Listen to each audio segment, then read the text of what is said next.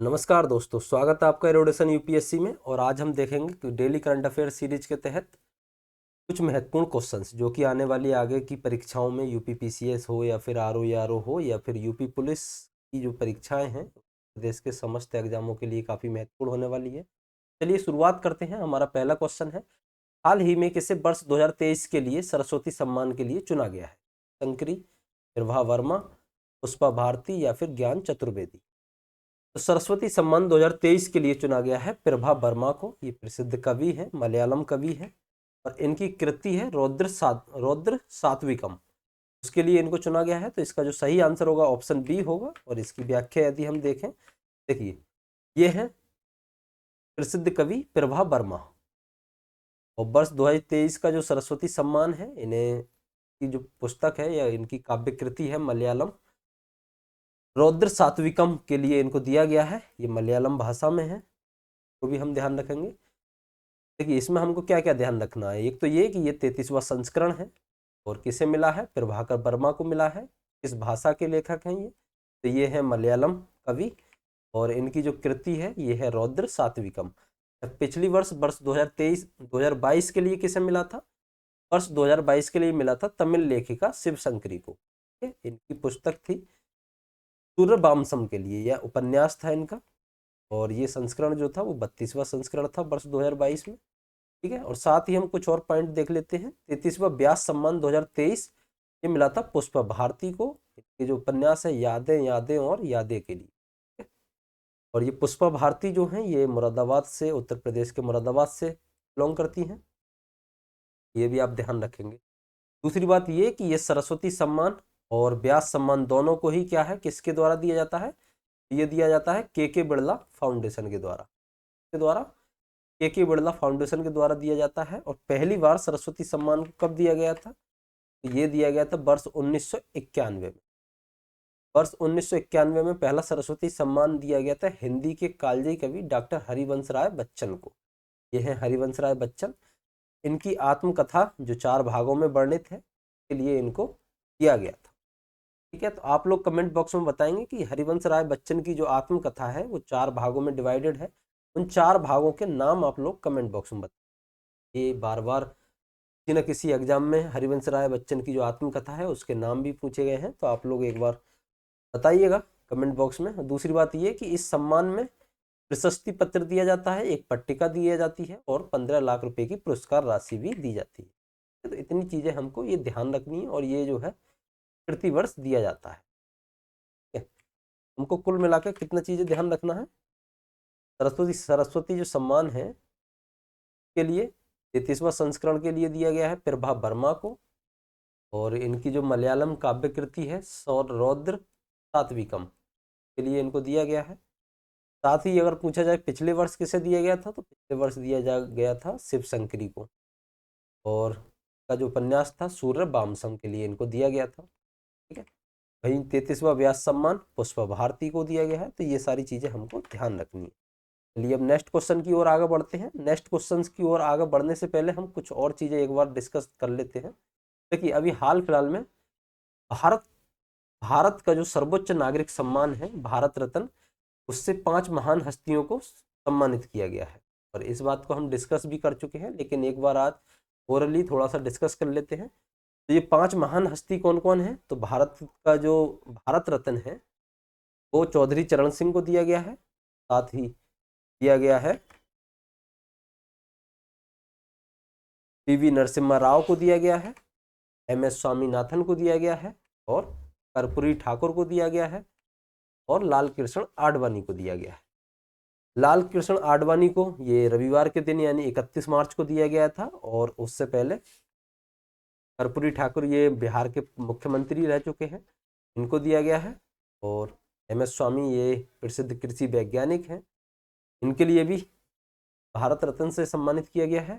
और साथ ही पीवी नरसिम्हा राव ये कि पूर्व प्रधानमंत्री रह चुके हैं, इनका कार्यकाल रहा है 1991 से 1996 के बीच, इनको भी जो है सम्मानित किया गया है। और चौधरी चरण सिंह ये पूर्व किसान नेता और साथ ही पूर्व प्रधानमंत्री भी हैं, तो पूर्व प्रधानमंत्री रह भी चुके हैं, इनके लिए भी भारत रत्न से सम्मानित किया गया है। तो कुछ ये अभी हाल फिलहाल की सुर्खियां थी कि क्योंकि घोषणा पहले हो चुकी थी और अभी हाल फिलहाल में क्या है, वितरित किया गया है, भारत मतलब इनको दिया गया है सम्मान, तो अभी हाल फिलहाल में सुर्खियों में रहे हैं। दूसरी बात ये कि पहला भारत रत्न सम्मान से किसे सम्मानित किया गया था, तो सर्वप्रथम जो है सबसे पहला भारत रत्न सम्मान दिया गया था वर्ष 1954 में। किसे दिया गया था, वर्ष 1954 में दिया गया था डॉक्टर राजेंद्र प्रसाद को, ठीक है, जो पहले राष्ट्रपति हैं, 1954 में उनको दिया गया था। तो ये भी आप ध्यान रखेंगे, यानी कि भारत रत्न की जो शुरुआत होती है वो 1954 से होती है। और हर साल ये क्या है, देखिए गृह मंत्रालय के अनुसार तो एक साल के अंतर्गत केवल 3 व्यक्तियों को ही दिया जा सकता है भारत रत्न, लेकिन वर्ष 2024 इसलिए भी महत्वपूर्ण है क्योंकि इस बार भारत रत्न जो है वो 5 व्यक्तियों को दिया गया है। जो 5 महान हस्तियां हैं उनमें शामिल कौन कौन है, तो पूर्व प्रधानमंत्री चौधरी चरण सिंह, पूर्व प्रधानमंत्री पीवी नरसिम्हा राव, प्रसिद्ध कृषि मंत्री एमएस स्वामीनाथन, और साथ ही दिया गया है कर्पूरी ठाकुर को और लाल कृष्ण आडवाणी, ठीक है, इन लोगों को दिया गया है। चलिए नेक्स्ट क्वेश्चन की ओर आगे बढ़ते हैं। नेक्स्ट क्वेश्चन है हमारा, डायना मेमोरियल अवार्ड से सम्मानित होने वाले भारतीय कौन है? उदय भाटिया, मानसी गुप्ता, ए और बी दोनों, या फिर पारुल चौधरी। तो डायना मेमोरियल अवार्ड से जो सम्मानित होने वाले हैं ये उदय भाटिया को भी दिया गया है और मानसी गुप्ता को भी दिया गया है, तो ये दोनों ही लोग सम्मानित किए गए हैं। ये है मानसी गुप्ता और ये है उदय भाटिया। उदय भाटिया के लिए दिया गया है क्योंकि इन्होंने कम लागत वाले विद्युत उपकरण का आविष्कार किया है, ये इनको दिया गया है। साथ ही मानसी गुप्ता को इसलिए दिया गया है क्योंकि ये एक मानसिक स्वास्थ्य प्रचारक हैं और इन्होंने कोरोना के समय काफी अच्छी भूमिका निभाई थी, ठीक है। ये दिल्ली के उदय भाटिया हैं और हरियाणा की हैं मानसी गुप्ता। इनके साथ ही 20 और लोगों को भी डायना स्मृति पुरस्कार से सम्मानित किया गया है, ये आप ध्यान रखेंगे। कुछ और चीजें देखते हैं डायना स्मृति के बारे में, क्योंकि ये पुरस्कार जो है राजकुमारी डायना की स्मृति में प्रति 2 वर्ष में एक बार दिया जाता है, और ये उन लोगों को दिया जाता है जो असाधारण युवाओं को उनके सामाजिक कार्य और मानवीय सेवाओं के लिए ये प्रदान किया जाता है। नेक्स्ट क्वेश्चन देखते हैं, भारत और किस देश की सेनाओं के बीच पूर्वी समुद्री तट पर संयुक्त युद्ध अभ्यास टाइगर ट्रायम्फ 2024 का आयोजन हो रहा है? अमेरिका, इजराइल, या फिर कतर, या फिर फ्रांस। भारत और अमेरिका के बीच टाइगर ट्रायम्फ 2024 का आयोजन किया जा रहा है, कहाँ हो रहा है? पूर्वी समुद्री तट पर हो रहा है। व्याख्या देखते हैं, देखिए भारत और अमेरिका के बीच टाइगर ट्रायम्फ 2024 का आयोजन 18 मार्च से शुरू हुआ था और 31 मार्च तक खत्म होगा, ठीक है। पूर्वी समुद्री तट पर इसका आयोजन हुआ। तो ये दोनों देशों के बीच एक द्विपक्षीय त्रिसेवा मानवीय सहायता और आपदा राहत सैन्य अभ्यास है। पहला टाइगर ट्रायम्फ का जो आयोजन है वो आंध्र प्रदेश के विशाखापत्तनम और काकीनाडा तटों पर 2019 में किया गया था, ये भी आप ध्यान रखेंगे। चलिए नेक्स्ट हम देखते हैं, हाल ही में नेपाल ने किसे अपनी पर्यटन राजधानी घोषित किया है? काठमांडू, पोखरा, देवघाट, या फिर पदमपुर। हाल ही में नेपाल ने पोखरा को अपनी पर्यटन राजधानी घोषित किया है, ठीक है। देखिए नेपाल सरकार ने आधिकारिक तौर पर अभी पोखरा को देश की पर्यटन राजधानी घोषित किया है, और नेपाल जो है ये दक्षिण एशिया में चीन और भारत के बीच स्थित देश है। ये यहाँ पर इसकी अवस्थिति है, यहाँ पर आप देख पा रहे हैं। क्योंकि सरकार का स्वरूप जो है वो नेपाल में संघीय लोकतांत्रिक गणराज्य है, और राजधानी इसकी है काठमांडू, और पर्यटन राजधानी अब क्या हो गई है? पोखरा।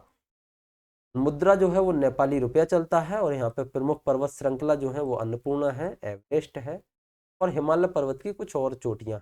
प्रमुख नदियों में यदि बात करें तो ये कर्नाली है, और यहाँ पे कोसी प्रमुख नदी, ठीक है। चलिए कुछ और बात करते हैं नेक्स्ट क्वेश्चन की ओर। केंद्र सरकार ने हाल ही में केंद्रीय माध्यमिक शिक्षा बोर्ड का नया अध्यक्ष किसे नियुक्त किया? यदि छिब्बर, विनीत पाठक, राहुल सिंह, या फिर साहिल आहूजा। केंद्र सरकार ने अभी केंद्रीय माध्यमिक शिक्षा बोर्ड यानी कि सीबीएसई का नया अध्यक्ष नियुक्त किया है राहुल सिंह को, और इन्होंने जो स्थान लिया है वो निधि छिब्बर का स्थान लिया है। सीबीएसई की जो स्थापना है वो 1962 में हुई थी, और इसका जो मुख्यालय है वो है नई दिल्ली में, तो आप ये भी ध्यान रखेंगे। व्याख्या में देखते हैं, देखिए व्याख्या में वही अध्यक्ष जो बने हैं वो राहुल सिंह बने हैं, और निधि छिब्बर का इन्होंने स्थान लिया है। स्थापना 1962 में और मुख्यालय इनका है नई दिल्ली। चलिए नेक्स्ट क्वेश्चन देखते हैं, हाल ही में रक्षा मंत्री राजनाथ सिंह ने किस जगह भारतीय नौसेना के पहले मुख्यालय नौसेना भवन का उद्घाटन मार्च 2024 में किया है? मुंबई में, दिल्ली, पटना या फिर लखनऊ में? तो हाल ही में भारतीय नौसेना का जो पहला मुख्यालय का उद्घाटन हुआ है वो नई दिल्ली में किया गया है और इसका उद्घाटन किया है रक्षा मंत्री राजनाथ सिंह ने। हालांकि इसकी आधारशिला जो है वो आधारशिला रखी थी तत्कालीन रक्षा मंत्री जो थे अरुण जेटली ने 2014 में, और उद्घाटन राजनाथ सिंह ने किया है अभी हाल फिलहाल में मार्च 2024 में ही नई दिल्ली में। ये आप इनका चित्र देख सकते हैं। नेक्स्ट है हमारा, हाल ही में जारी IQ एयर की वर्ल्ड क्वालिटी रिपोर्ट 2023 के अनुसार सबसे प्रदूषित देश कौन सा है? पाकिस्तान, बांग्लादेश, भारत, अफगानिस्तान? तो वर्ल्ड क्वालिटी रिपोर्ट 2023 के अनुसार सबसे प्रदूषित देश जो रहा है वो बांग्लादेश रहा है। बांग्लादेश के बाद इसका जो दूसरा नंबर है वो है पाकिस्तान का, और हम जो है वो रहे हैं तीसरे स्थान। हमारी भी स्थिति खासा अच्छी नहीं है। देखिए रिपोर्ट जो है एयर क्वालिटी रिपोर्ट 2023 हाल फिलहाल में अभी जारी हुई है, जारी करता है Swiss organization IQ air. Bangladesh दुनिया का सबसे ज़्यादा खराब हवा वाला देश रहा है। शीर्ष देशों में यदि बात करें तो बांग्लादेश, पाकिस्तान और भारत टॉप पर रहे हैं। और यदि बात करें दुनिया की सबसे प्रदूषित राजधानी की तो ये दिल्ली रही है, और सबसे प्रदूषित महानगर की बात करें ये रहा है बेगूसराय, महारा, जो बेगूसराय है बिहार में। चलिए नेक्स्ट क्वेश्चन की ओर आगे बढ़ते हैं। हाल ही में किस देश ने भारत से डोर्नियर विमान खरीदने के लिए समझौता किया? वियतनाम, गुआना, सूरीनामा या फिर इंडोनेशिया? तो हाल ही में ये कैरिबियाई एक देश है गुआना, इसने भारत से डोर्नियर जो विमान है वो खरीदने के लिए समझौता किया। ये व्याख्या देखते हैं। देखिए गुआना रक्षा बल जो है वो इसने भारतीय निर्यात आयात बैंक से $23.27 मिलियन के ऋण के साथ में भारत से 2 विमान खरीदने की योजना बनाई है। ये जो देश है ये गुआना कैरिबियाई देश है, और ये पहला रक्षा ऋण है जो भारत ने कैरिबियाई देश को दिया है। यानी कि जो भारतीय निर्यात आयात जो बैंक है इसने पहले किसी कैरिबियाई देश को रक्षा ऋण प्रदान किया है, और अब भारतीय रक्षा उद्योग की जो पहुंच है वो कैरिबियाई क्षेत्र तक भी हो गई है। इस बात से भी अंदाजा लगा सकते हैं कि भारत अब विकसित देश की ओर आगे बढ़ रहा है। गुआना की बात करें तो गुआना की जो स्थिति है वो ये है, ये उत्तरी अमेरिका महाद्वीप दक्षिणी अमेरिका महाद्वीप का ये मैप है पूरा। इधर है प्रशांत महासागर और इधर है अटलांटिक महासागर। ऊपर है कैरिबियन महासागर, और कैरिबियन महासागर के इर्द गिर्द वाला जो क्षेत्र है इसी को पूरा हम बोलते हैं कैरिबियन क्षेत्र। कैरिबियन क्षेत्र में ही ये जो स्थिति है ये है गुआना की, इसकी जो राजधानी है ये है जॉर्ज टाउन। और आप देख सकते हैं ये ब्राज़ील है, उत्तरी अमेरिका दक्षिणी अमेरिका महाद्वीप का सबसे बड़ा देश है, इसको भी आप ध्यान रखें। चलिए नेक्स्ट क्वेश्चन की ओर आगे बढ़ते हैं। नेक्स्ट देखिए ये उत्तरी दक्षिणी अमेरिका महाद्वीप का मानचित्र है।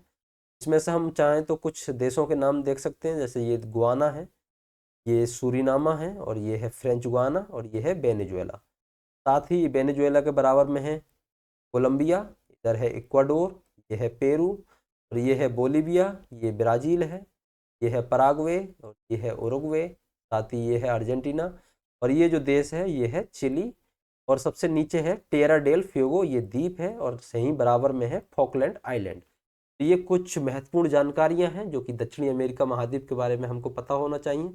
और यहीं पे एक बीच है रियो डी जनेरियो, काफ़ी महत्वपूर्ण बीच है, तो इसको भी आप ध्यान रखें। चलिए नेक्स्ट और हम देखते हैं आगे की ओर। नेक्स्ट हमारा क्वेश्चन है, हाल ही में मिशन पाम ऑयल के तहत देश का पहला पाम ऑयल प्रोसेसिंग संयंत्र कहाँ प्रारंभ हुआ है? ये मणिपुर, अरुणाचल प्रदेश, उड़ीसा या फिर त्रिपुरा? देश का पहला पाम ऑयल प्रोसेसिंग संयंत्र ये लगा है अरुणाचल प्रदेश में, और जो स्थापना है वो की है oil company 3F oil palm ने, ठीक है, इसकी स्थापना की है। और ये अरुणाचल प्रदेश की दिबांग घाटी के रोहिंग में देश का पहला पाम ऑयल प्रोसेसिंग शुरू किया गया है। ये हमारा आज का अंतिम